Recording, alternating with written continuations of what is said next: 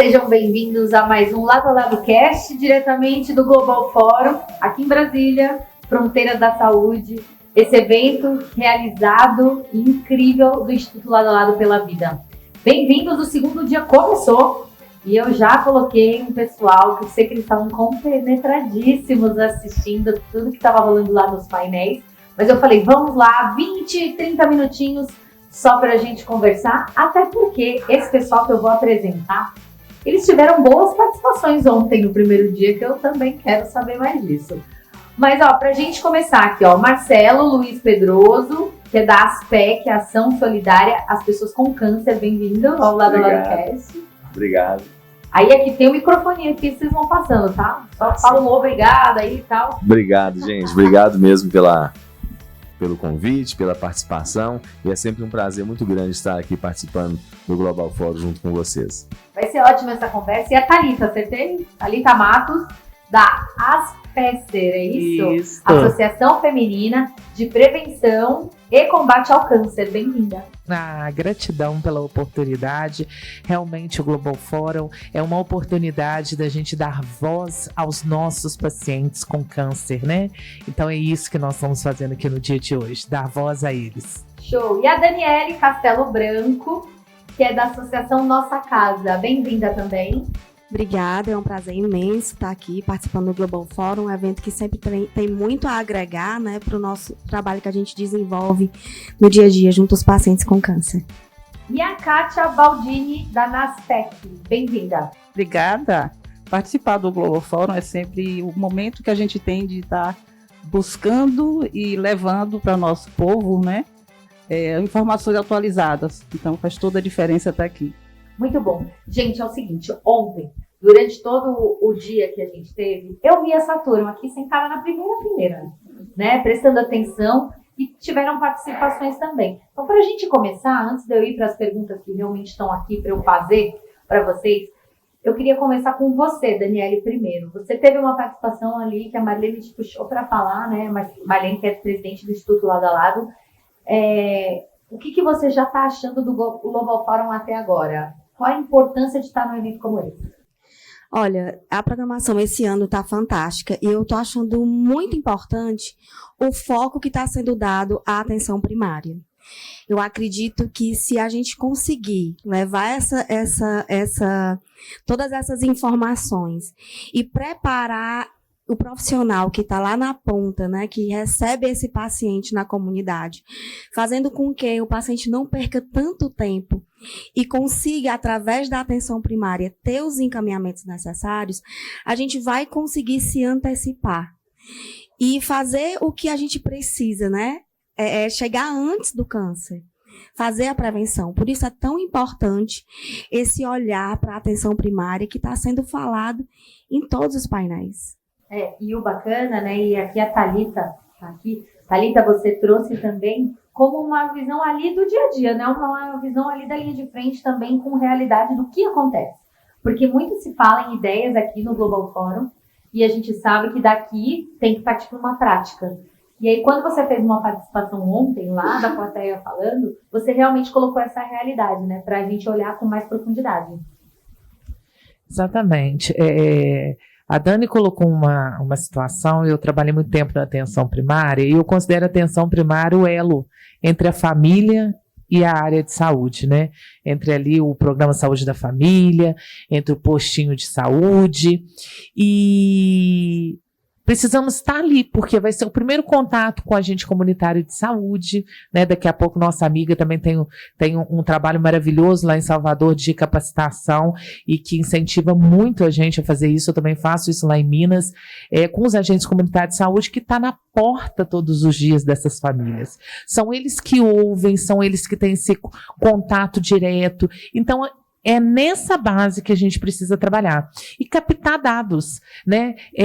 Trazer para a atenção primária à saúde, trazer para o programa Saúde da Família, trazer para as unidades básicas de saúde a importância da captação de dados para a gente saber estudá-las e direcionar as campanhas de saúde que tem. Porque aí a gente começa já a trabalhar a questão da sustentabilidade em saúde. Porque você torna a jornada, quando você tem o dado, você estuda, você vê os gargalos, você consegue direcionar as campanhas necessárias e também utilizar os recursos aonde que tem que ser utilizados. E aí sim, a gente faz esses 2 pilares são importantes. Jornada de sucesso do paciente e sustentabilidade da saúde pública, aonde que a gente sabe que o investimento e os recursos são finitos. Aí ela até olhou para a Kátia aqui, eu queria que a Kátia falasse. Kátia, essa questão dos dados é super importante. Quando a gente fala da palavra inteligência, ela não está aí à toa para usar no mundo, né, gente? Justamente porque ela pode encurtar processos, ser mais direcionado, ter um canal direto ali, mais assertivo, né? Como você enxerga isso também? Com certeza, eu acho que quando a gente fala de captar dados, a gente está falando que a gente vai descobrir onde tem menos e o que é que pode ser feito. Né? Thalita bem falou aí na questão da má distribuição dos nossos recursos. A gente tem um recurso finito, ele é provisionado e ele é finito. Então, todo recurso para a saúde, por exemplo, ele é para a saúde. E cada um acha que a sua área é mais importante. Nós que lidamos com câncer, entendemos a importância que é, quanto mais recursos a gente agrega para o câncer, maior é o sucesso do paciente. E a gente vem para outro lado, que é o que eu digo sempre, a gente precisa de recurso e precisa de trabalhar na prevenção e no diagnóstico precoce. Então, essa cadeia é toda fechada, a gente não pode desvincular. Quando ela falou da questão do agente comunitário, eu digo sempre que o agente comunitário é a ponta do SUS.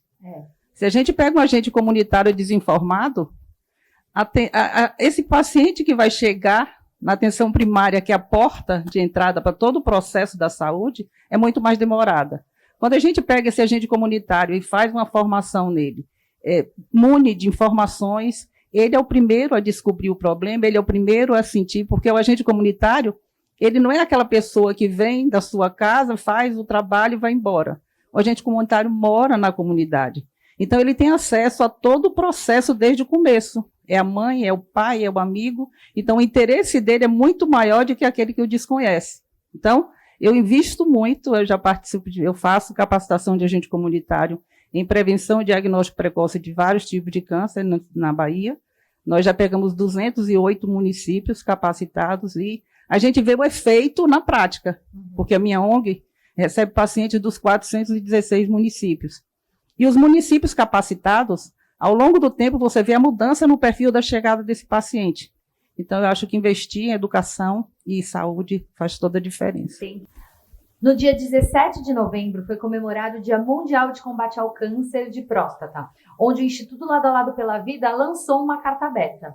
A escolha foi feita para reiterar a necessidade de o Brasil assumir a responsabilidade de mudar o cenário inaceitável das mortes de brasileiros por uma doença que, se diagnosticada precocemente, tem mais de 90% de chances de cura. Aliás, isso é com câncer como um todo, né? Se a gente chegar antes do câncer, como o Instituto Lado a Lado pela Vida fala, o resultado seria muito melhor. No entanto, dados oficiais indicam que houve um aumento de mortes por câncer de próstata que ocorreram prematuramente na faixa entre 30 a 69 anos, de 2010 a 2018. Em 2010, a taxa era de 6,71 óbitos a cada 100 mil homens. E em 2019, 7,31 óbitos a cada 100 mil óbitos. Então, essa carta aberta foi assinada em conjunto com as associações que estão hoje aqui no Lado a Lado Cast, Desafios na Saúde do Homem. E para ampliarmos a discussão sobre o tema, que eu quero trazer também aqui, a gente já falou um pouquinho do que está sendo discutido, eu queria começar com o Marcelo, sobre a intenção de assinar essa carta aberta e o que isso pode evoluir para frente para diminuir essa quantidade de óbitos e diminuir esse dado, né, que é super alarmante. Olha, eu acho que tudo parte da comunicação. A Marlene, agora há pouco, citou ali na mesa de debate uma coisa assim que é fundamental, que é a comunicação. Eu acho que quando se tem comunicação, fica tudo muito mais fácil. E essa carta aberta veio no momento oportuno. No dia 17 a gente estava lá iluminando o Cristo Redentor, foi um momento histórico, foi lindo, maravilhoso aquele momento, mas aquele foi um ato simbólico, né? Um gesto simbólico. A gente precisa de falar mais. E eu acho que a comunicação entre paciente e o profissional de saúde é fundamental. Quando a gente fala desses dados alarmantes, né, do câncer de próstata e das mortalidades, a gente fala que isso está acontecendo por falta, inclusive, de comunicação. A gente precisa de falar mais sobre o assunto. A gente precisa de conscientizar mais esses homens, a gente precisa de falar mais o quanto é importante fazer o exame de PSA, o exame de toque retal, porque a gente sabe que a partir desse rastreio é que a gente vai conseguir diminuir essa mortalidade. Então, assim, a gente precisa de que o médico, não precisa de ser só o urologista, não. O próprio cardiologista, o próprio clínico, quando o paciente chega lá no consultório para fazer aquele check-up, aquela bateria de exames, tem que ser pedido o PSA. Por que não estão pedindo? Então, assim, vamos começar a gente como paciente, se o médico não está pedindo, a gente mesmo vamos falar, olha, inclui aí na minha bateria de exames, vamos incluir o meu PSA. E acho que já está na hora, porque às vezes passa despercebido pelo profissional que está te atendendo naquele momento, e ali é uma oportunidade que você está tendo a mais de fazer esse rastreio. Então vamos começar isso o quanto antes. A gente sabe que nem todo profissional, às vezes, não está ali, vamos dizer, apto ali para poder fazer o melhor atendimento, de fazer a melhor consulta, mas cabe a você que é paciente, você que está ali para poder fazer a sua consulta, de solicitar também, de mostrar o seu interesse pela sua saúde, porque isso cabe a partir da gente, cada um de nós temos que tomar também a nossa responsabilidade. Tomando a nossa responsabilidade, a gente vai conseguir, com certeza, diminuir esses números aí.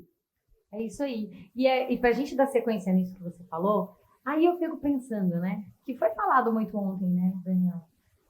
Por que não pedem? Falta informação para esse profissional? O que acontece que não acontece isso que o Marcelo falou, né? Da gente ter que falar, de já pedir, né? Mesmo que não for a especialidade, de ser uma especialidade geral. Por que não acontece isso, que não chega? E não só para a próstata, tá? Do Novembro Azul que a gente está falando, mas sim de outras questões que vocês levantaram também. Olha, eu acho que a grande questão é que o profissional de saúde, principalmente o médico, ele tem que voltar a olhar para esse paciente como um todo. E não só como uma mama, como uma próstata, né? A gente tem que parar de desmembrar esse paciente em várias partes. E relembrar muito aquela questão do médico da família, né? Que olha para o paciente como um todo. Se eu estou atendendo uma mulher que está na faixa etária de rastreamento do câncer de mama, eu tenho que pedir os exames de rastreamento. Se é um homem que já está na faixa etária de ser orientado de ir para o urologista, eu posso me antecipar a pedir o PSA e dizer que ele, quando fizer o exame, ele volte e mostra para o médico que pediu, e se caso tenha alguma alteração, encaminhar para o profissional que realmente vai entender melhor daquelas questões. Então, a gente tem que olhar para esse ser humano, para esse paciente, como um todo, uma questão global. E eu queria acrescentar mais um ponto na fala do Marcelo, que além da educação do profissional de saúde em si, e do homem também, né, de entender que ele tem que ir para o urologista, que ele tem que fazer o PSA, que tem que diminuir essa questão do preconceito com relação ao exame de toque, a gente também tem que falar dos nossos decisores políticos e também da grande dificuldade de acesso à biópsia de próstata. Quando esse homem faz o PSA, identifica que tem um tumor e ele precisa fazer a biópsia para entender se é câncer ou não, existe um grande gargalo no sistema de saúde com relação a isso e também com relação às cirurgias. Na minha cidade, em Fortaleza, a gente tem homens há mais de 3 meses com resultado positivo para câncer de próstata, aguardando para fazer uma cirurgia. Então, assim, não adianta, a gente estimula... Faz toda a diferença. A gente estimula a população vai... descobre, e aí, imagina o quanto é angustiante para esse paciente saber que ele está com câncer de próstata e que ele está perdendo tempo, né? Então, a gente não pode esquecer disso. E agora, olha só, de acordo com o Ministério da Saúde, o uso de serviços de saúde por homens se concentra na assistência a agravos e doenças. Quando a procura por atendimento ocorre, invariavelmente em situações de emergências ou, na maioria dos casos, acessando o serviço especializado ou de urgência. A pergunta que é para todos nós, né, das organizações sociais de saúde que assinaram essa carta aberta, fazem o que eles falam? Até quando a divulgação desses dados continuarão ocorrendo sem que as ações efetivas sejam tomadas para alterar esse cenário? Quem que pode responder essa pergunta? A rodada agora vai ser assim, eu vou jogar no ar, vocês vão pegar. Quem pega essa bola? Bom, Bora. eu acho que não é uma resposta fácil, né? Não. Eu acho que realmente quem tem de assumir essa bola é o gestor. Uhum. Não tem como, por exemplo, a sociedade civil assumir essa questão. A gente faz o papel de mostrar, sinalizar onde é que os problemas estão. E cabe ao gestor entender que é o papel dele, é quem tem o direito, é quem tem a caneta que pode determinar, né? Estão faltando muitas decisões que são cruciais. No caso do homem, por exemplo, eu digo sempre que o câncer de próstata é um problema muito sério, porque vem desde o preconceito do homem, né? Que a gente fala muito que a maioria dos homens não morrem por câncer de próstata por falta de informação ainda. Ele tem a informação. Ele precisa quebrar o preconceito. O que tem matado muito homem é o preconceito. Então, a gente tem de lutar.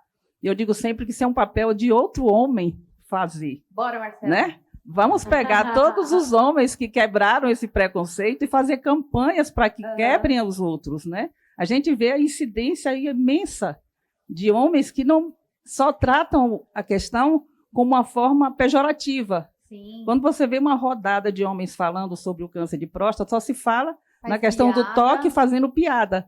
E ele esquece de que piada é a situação que ele vai ficar se ele está sabendo da informação, sabendo como resolver essa questão e deixar que o preconceito sobreponha todo mais, né? Mas a questão de que a gente fala, por exemplo, quando a gente quebra o preconceito do homem, quando ele chega na ponta, que ele vai para seu atendimento, essa questão da falta do atendimento é muito séria. Porque a gente vai fazer todo um trabalho, toda uma campanha para que mude essa realidade de que ele vá procurar a sua ajuda. Só que quando ele chega para procurar, ele não acha. Então, não vão ser campanhas pontuais, como, por exemplo, no mês de novembro, todo o serviço de saúde faz campanhas para atender o homem que vai até eles. Mas só que isso tem de ser o ano todo. Não adianta. Não sei nos outros estados, mas a Bahia, por exemplo, para se conseguir uma biópsia, são 6 meses. Então, você imagine você ter um problema que você já fez uma PSA, você já fez o toque retal, você sabe que está com problema e você tem de ficar convivendo com essa realidade por 6 meses, você saber que você tem um câncer e você saber que para você começar o tratamento, você tem que ter a certificação de um anátomo patológico dizendo que está com ele, para ele dar continuidade ao seu processo. Então, ele passa 6 meses para ter acesso a uma biópsia, mas depois mais 30, 60 dias para receber o resultado, e depois mais 2, 3 meses para conseguir um especialista que vai resolver o tratamento. Então, você imagina que você sai muitas vezes do diagnóstico precoce para um diagnóstico tardio metastático por falta de acesso a esse núcleo de tratamento. Então, isso realmente é muito sério. Só quem está na gestão geral é que vai ter o poder de decisão. Eu só quero voltar um pouquinho aí na fala da Kátia e voltar de novo na palavra comunicação. Eu acho que precisa de ter, Kátia, é uma conversa séria, sabe? Não adianta somente o médico falar com o homem. Eu acho que tem que ter discussões entre grupos de conversa, talvez isso seria viável lá na atenção básica, onde pudessem homens sentarem juntos e ter um papo sério, porque levar na piadinha, levar na graça é muito fácil. Mas a gente falar que hoje 7 anos o homem vive menos que as mulheres. Então, assim, isso é um dado muito sério que a gente precisa de discutir mais isso. E saber que o homem, ele só vai ao médico quando ele sente dor forte. Olha que absurdo, gente. A mulher, geralmente, ela está sempre no médico, ela está sempre fazendo os exames de rotina. E o homem não. O homem só vai ao médico quando ele sente dor forte. Então, assim, a gente precisa de mudar isso. Precisa de abrir mais essa mente desse homem para ele poder procurar o médico mais constante. Então, assim, se ele vai procurar saber como é que está a glicemia, como é que está a pressão arterial, por que ele não vai saber, então, no seu conjunto do corpo, né, para saber como que está tudo funcionando. Então, a gente precisa de ter esse papo claro, de mostrar esses dados de forma mais clara para que ele não seja um paciente aí que vai buscar um diagnóstico tardio. E falar também não só da próstata, né? O que causa, né? Depois da cirurgia, a gente sabe o quanto a incontinência incomoda essas pessoas que fazem as cirurgias, a incontinência, a impotência. Então, assim, é levar mesmo para a realidade, é falar mesmo o que a gente precisa de combater, porque se a gente for de forma mais clara, de forma mais objetiva, talvez a gente consiga mudar essa realidade, porque a gente vê que está longe ainda de se quebrar esse tabu, de falar de forma mais séria e mais clara, para a gente poder realmente ter o que a gente precisa, que é essa diminuição nesses casos de morte. Agora, isso que você está falando é uma questão comportamental, cultural, né? De como os homens se sentem intangíveis, fortes, de que nada vai acontecer, e ali, essa coisa da força é uma coisa que... Mas assim... mas também a gente sabe que homens já deram alertas de que estão se despindo também. Existe uma desconstrução, né, dessa questão de que tirar essa capa de super-herói, né, isso já está acontecendo. E sugerem que isso é possível mudar. Você acha que isso está realmente... Com certeza isso tem acontecido e gera esperança para a gente, né? A gente, por exemplo, na minha família... meu pai, meus irmãos mais velhos que eu, meus cunhados, eles já têm essa clareza de que precisa de cuidar. E assim como eu vejo dentro da minha família, eu vejo em outros casos também já acontecendo. E isso é bom a gente ver isso acontecer, a gente vê que isso está aos poucos, né? Não está sendo um processo fácil, mas a gente já vê que isso está acontecendo. E isso é muito bom. E eu acho que a gente, quanto mais a gente falar, quanto mais a gente tocar no assunto, eu acho que isso vai, aos poucos, acontecendo. E quem sabe daqui a alguns anos a gente já não tenha um resultado mais satisfatório, né? Thalita, quer comentar? Estou aqui pensando. Ele falou em comunicação, né? E me lembrei ali da Marlene em educação. Existe realmente uma cadeia estrutural aí em relação à questão do homem como super-herói, como você falou. Nós, mulheres, nascemos e a primeira coisa, quando a gente começa a brincar, é cuidar da bonequinha, é trocar a fraldinha, é se preocupar, né? Então, o cuidado já é algo nato que a gente vai, durante toda a vida, lidando com isso. E o homem não, né? O homem já, quando nasce, ele já vai, ele vai para a rua, vai jogar... já vai para jogar bola e vai para a rua. E tem que jogar forte. Né? Então, assim, eu entendo que nós, pais, a sociedade como um todo tem um papel muito importante nisso. E aí vem a educação, né?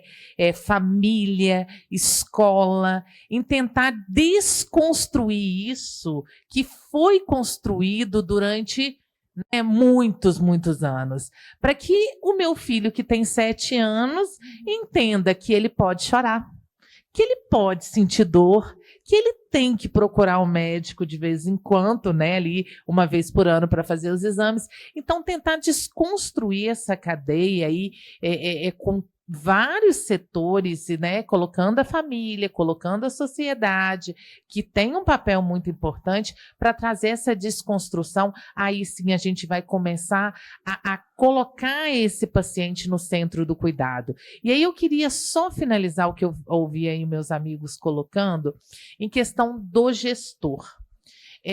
A gente vive uma situação muito complexa, aonde que o gestor ele tem que apagar fogo o tempo todo. Eu falo sempre isso. É o tempo todo apagando fogo. Ele já acorda de manhã tentando resolver uma situação, daí a pouco é outra, e são ordens judiciais, a semana inteira são 3, 4, 5 no município pequeno, tá? Imagina municípios maiores. Então, ele não tem tempo para parar, para planejar. Ele não tem tempo para estudar dados.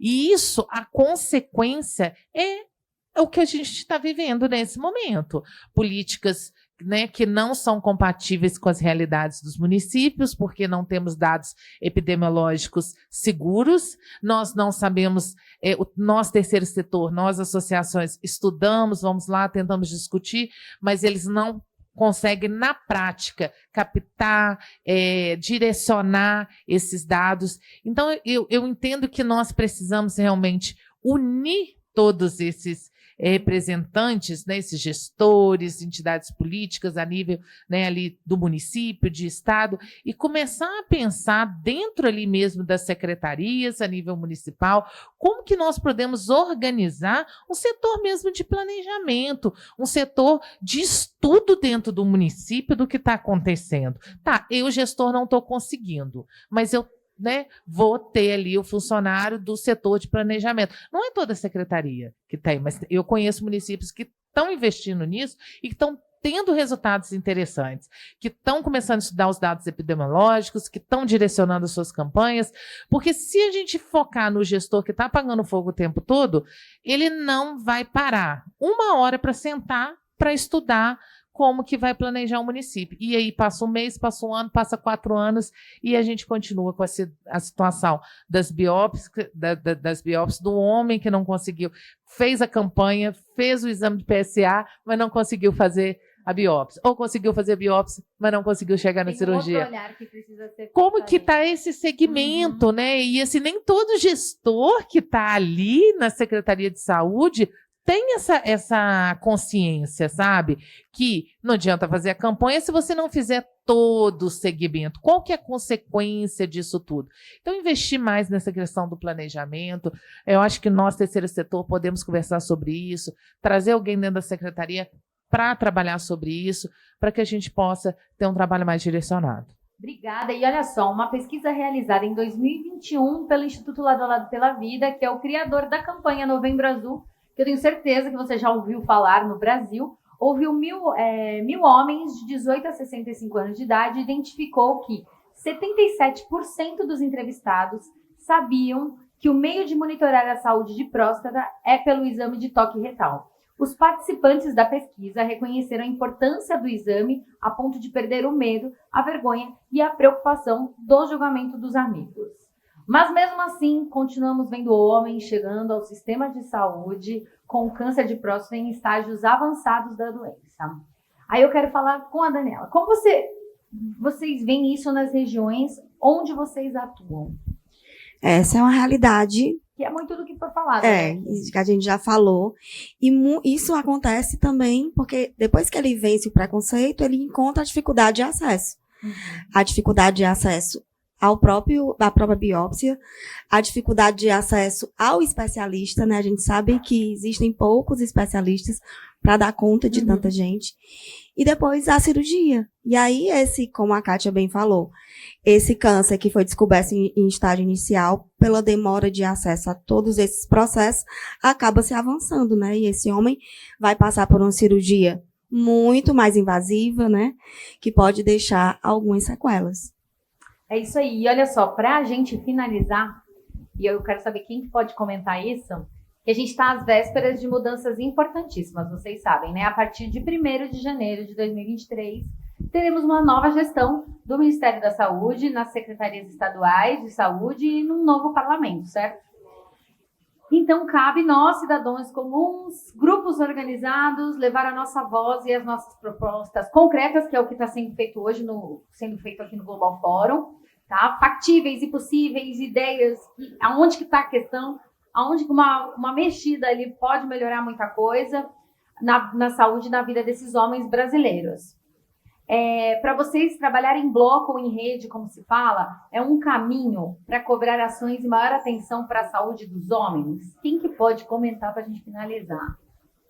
Eu acho que sim, né? Acho que trabalhar em bloco, eu digo sempre assim, que a união faz a força. Com certeza. E é o momento que a gente tem agora de se juntar para falar sobre as dificuldades e os problemas que já existem, né? Quando a gente falou do câncer de próstata, por exemplo, eu digo que essa nova geração, até porque o ser humano está passando por um processo de mudanças muito grandes, né? A gente está vendo aí todas as mudanças que estão sofrendo com o preconceito, com a questão da aceitação. Você mesmo falou aí agora sobre uma pesquisa, né, de que 75% tinham conhecimento da importância que é fazer o toque retal.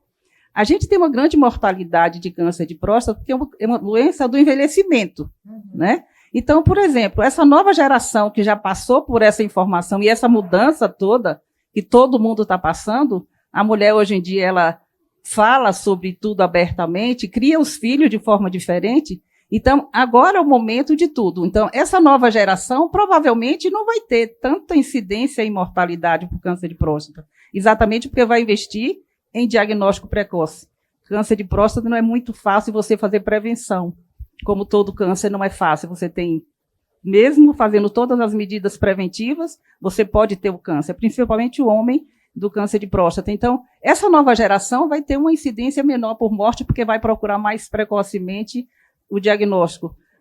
A grande incidência de óbitos é exatamente homens que já têm mais de 50 anos, com 60 anos, é a geração anterior à nossa. Que ainda tá Então, muito mas agarrada naqueles exatamente conceitos. isso. Então, a gente está, esse bloco de óbitos está por conta dos homens que ainda são os machistas, os desinformados, os que tinham medo, que tinham preconceitos. Então, está no momento de que o governo também entenda a importância que é fazer as suas mudanças. Vamos investir no que é importante, vamos investir em novas tecnologias, vamos investir na prevenção e vamos investir no diagnóstico precoce. Com certeza a gente vai mudar essa realidade nossa agora. Ô, Muito Kátia, bem. eu quero aproveitar e complementar aí a questão da imunização, que a gente ouviu falar agora há pouco ali.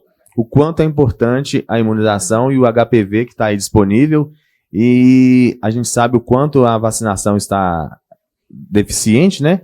O quanto ela é fundamental, principalmente na questão do câncer do colo uterino e outros cânceres também que são preveníveis, né, através da vacina do HPV, e que a própria população não procura se imunizar. Então, cabe a nós que somos pais, vocês que são mães, levar os filhos para vacinar. A Thalita falou agora há pouco, né, do filho dela. E os filhos, os menininhos, eles estão sendo vacinados da forma que deveriam ser vacinados? Porque a gente vê a mãe levando a filha, mas não está levando o filho. Então, assim, a gente falou agora há pouco também das escolas, que seria talvez uma porta aberta para a gente poder levar e incentivar as crianças a serem vacinadas. Por que isso não está sendo feito? Por que a gente não começa a mudar, então, essa geração, como a Kátia falou agora, para que no futuro a gente tenha crianças mais conscientes, né, e que a gente consiga, através da vacina, a gente reduzir esses números. E, então, acho que é Marcelo, fundamental por aí. Super obrigada. Esse foi o Lado a Lado Cast, Desafios na Saúde do Homem. Agradeço a todo mundo aqui que estava do meu lado e participou. Se você gostou desse vídeo, já procura outros que tem mais informações do Global Forum diretamente aqui de Brasília, de tudo que está rolando, principais pessoas que passarem por aqui, a gente vai colocar aqui para comentar com a gente aqui no Lado a Lado Cast, tá bom? Obrigada e até o próximo. Tchau!